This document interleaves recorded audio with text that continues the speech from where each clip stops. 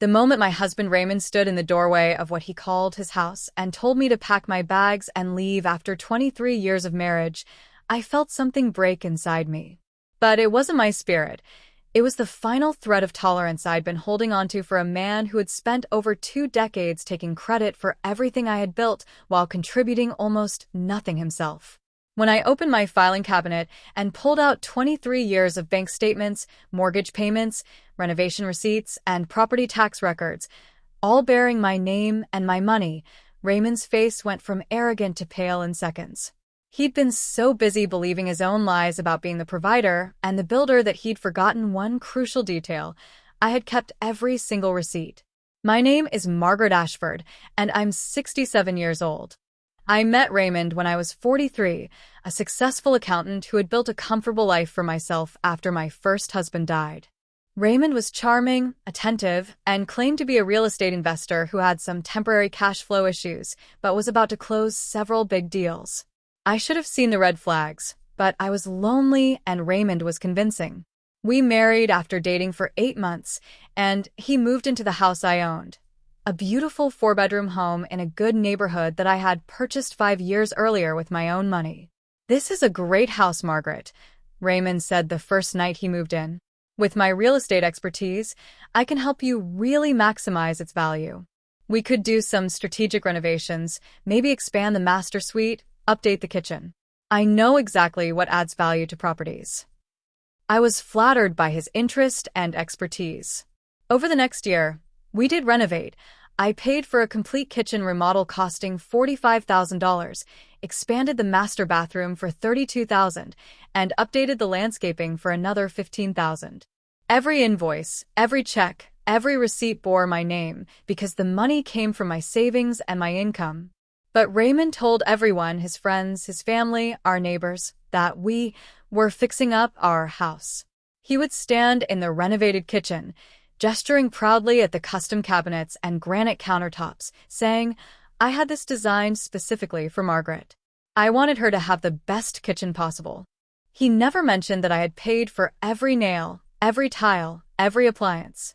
Over 23 years, this pattern repeated itself over and over. I paid the mortgage. Every single month, the payment came from my account. I paid the property taxes, the insurance, the utilities, the maintenance. When the roof needed replacing, I paid $38,000. When the HVAC system died, I paid $12,000 for a new one. When Raymond wanted a pool installed to increase the property value, I paid $60,000. Raymond contributed almost nothing financially to our household. His real estate deals never materialized into actual income. He would have occasional small commissions from sporadic sales, but most months he earned little to nothing. I paid for groceries, paid for our cars, paid for vacations, paid for everything. But Raymond had convinced himself and everyone else that he was the provider, the successful businessman, the man who had built this beautiful life. He would tell people about his house and his investments and how he'd worked hard to give Margaret a comfortable retirement. The breaking point came 3 months ago during a family dinner with Raymond's brother Thomas and his wife. We were sitting in the dining room I'd furnished with $8,000 of my money, eating off china I'd purchased, when Thomas mentioned that he and his wife were struggling with their mortgage. "You should talk to Raymond," Thomas's wife said. "He's so smart about real estate and property. Look at this beautiful house he's built for you guys." Raymond nodded modestly. "I've worked hard to create this for us. Real estate is all about knowing where to invest and when." Something in me snapped. 23 years of watching him take credit for my work, my money, my success finally became too much. "Raymond didn't build this house," I said quietly. "I bought it before we were married. With my money." Raymond's face went red. "Margaret, that's not how marriage works. What's yours is ours." "Then why do you always call it my house when you're talking to your friends?" I asked.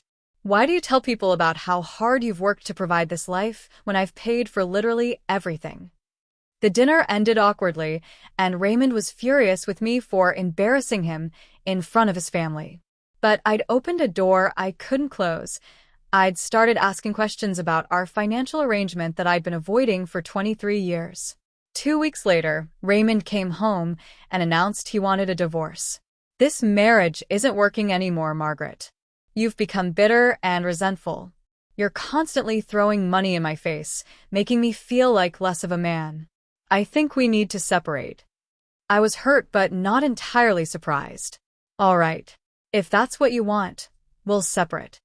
I'll stay here in the house, Raymond said casually, as if it were obvious. You can find an apartment. I'll buy out your share of the equity once the divorce is finalized. I stared at him. Your share? Raymond, this is my house. I owned it before we married, and I've paid the mortgage for 23 years. That's not how it works in the state, Raymond said confidently. We've been married 23 years. This is marital property now, and I have every right to half of it. My lawyer says I can stay in the marital home during the divorce proceedings, and you need to find somewhere else to live. Your lawyer? You've already consulted a lawyer? Of course I have. I'm not stupid, Margaret. I know my rights. That's when he said the words that changed everything. This is my house now, and I'm asking you to leave. Pack your things and get out. I looked at this man I'd supported financially for 23 years. This man who had contributed almost nothing to our household, but had convinced himself he owned everything, and I felt something cold and clear settle over me. No, I said simply. What do you mean, no? Margaret, I'm telling you to leave my house. Your house. I walked to my home office and pulled out my filing cabinet, the one I'd maintained meticulously for over 2 decades as an accountant. I'd kept every financial record, every receipt, every bank statement, organized by year and category. I dumped the entire contents onto our dining room table, 23 years of proof that everything Raymond claimed as his had actually been paid for by me. Here's the deed to this house, I said, pulling out the document. Purchased in my name in 2000, 5 years before we married. See? Margaret Ashford. No Raymond anywhere on this deed. Raymond's confident expression started to falter. Here are 23 years of mortgage statements, I continued, pulling out folder after folder. Every single payment made from my account. Margaret Ashford's account. Want to guess how many payments you made, Raymond? 0. Not one. I kept pulling out documents, stacking them in front of him. Property taxes. All paid by me. Homeowner's insurance. Paid by me. The kitchen renovation you tell everyone you designed for me. $45,000. All from my savings. Here's the receipt with my signature, my credit card, my money. Raymond was pale now, but I wasn't done. The roof. $38,000, my money. The pool you said would increase our property value. $60,000, my money. The HVAC system, the landscaping, the bathroom remodel, the new windows, the driveway repaving. All of it, every single dollar, came from me. I pulled out my bank statements showing 23 years of deposits and withdrawals. And just so we're absolutely clear about who the provider in this marriage has been, here are my pay stubs showing my income for the past 23 years. And here, I pulled out a much thinner folder. Are your tax returns showing your sporadic, minimal income over the same period? I'd calculated the numbers years ago, but never said them out loud. Now seemed like the right time. In 23 years of marriage, Raymond, you have contributed approximately $93,000 to our household expenses. Do you know how much I've contributed? Over $1.4 million. That includes the mortgage, the renovations, the living expenses, the cars, the vacations, everything. Raymond was speechless, staring at the mountain of documentation I'd spread across the table. So when you say this is your house and tell me to get out, you need to understand something very clearly. This is my house. It was my house before we married, and it's remained my house throughout our marriage because I've paid for every single aspect of it. But we're married, Raymond stammered. Marital property laws only apply to property acquired during the marriage, I interrupted. This house wasn't acquired during our marriage. I owned it beforehand. And even if you try to claim you're entitled to half the equity that's accumulated during our marriage, I have 23 years of documentation showing that you contributed nothing to that equity. Every dollar of increased value came from my mortgage payments and my renovation investments. I pulled out one more document, A letter I'd had my lawyer draft 2 weeks earlier, after Raymond's comment at the family dinner, made me realize where this was heading. This is a letter from my attorney explaining your legal position. In summary, you have no claim to this house, you have no right to force me out, and if you don't leave voluntarily, I can have you removed for trespassing in my property. Raymond sank into a chair, the color draining from his face. Margaret, you can't be serious. Where am I supposed to go? That's not my problem, Raymond. You're the one who wanted a divorce. You're the one who told me to pack my bags and leave your house. Now you know the truth. You don't own this house, you never owned this house, and you have no legal right to stay here. But I have nowhere to go, Raymond said, and I could hear panic replacing his earlier arrogance. You should have thought about that before you spent 23 years taking credit for my work and my money. You should have thought about that before you told me to get out of your house. Over the next week, Raymond tried everything. He apologized, saying he'd just been angry and didn't mean it. He tried to claim that he'd contributed in non-financial ways that should count for something. He even tried to convince me that kicking him out would make me look cruel and heartless. But I'd spent 23 years being kind and generous while Raymond took advantage. I was done. I filed for divorce with my lawyer handling everything. Because I could prove the house was my separate property purchased before marriage, and because I had documentation of paying all household expenses, Raymond's claim to any assets was minimal. His lawyer tried to argue that Raymond deserved spousal support since he'd sacrificed his career to support my success. My lawyer responded with tax returns showing Raymond had never had a substantial career to sacrifice, and that I'd been the sole provider throughout our marriage. The divorce was finalized 4 months ago. Raymond received exactly nothing from the marital assets, no house, no equity, no spousal support. The judge looked at my documentation and ruled that since I'd owned and paid for everything, there were no marital assets to divide. Raymond moved in with his brother Thomas, where he apparently tells everyone that I stole his house and kicked him out with nothing after he'd worked so hard to build our life together. But Thomas's wife knows the truth now. I'd shown her the same bank records and receipts I'd shown Raymond.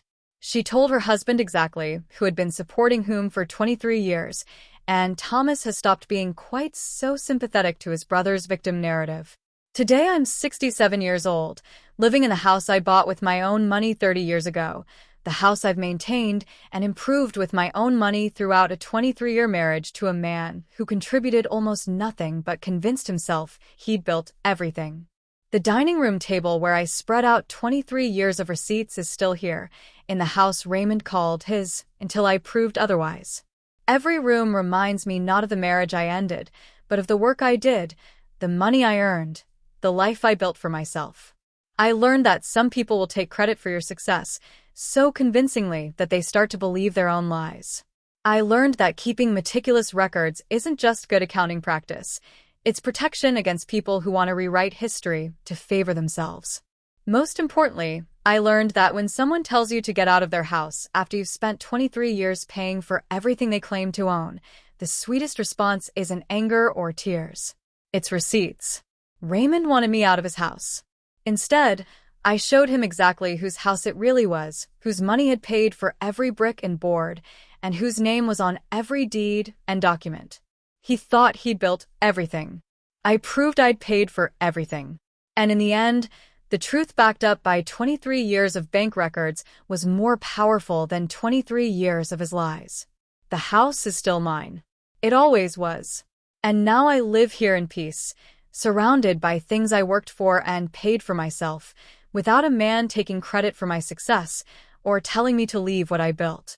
Sometimes the best revenge isn't getting angry. It's getting receipts. And watching the look on someone's face when they realize that everything they claimed as theirs was actually yours all along.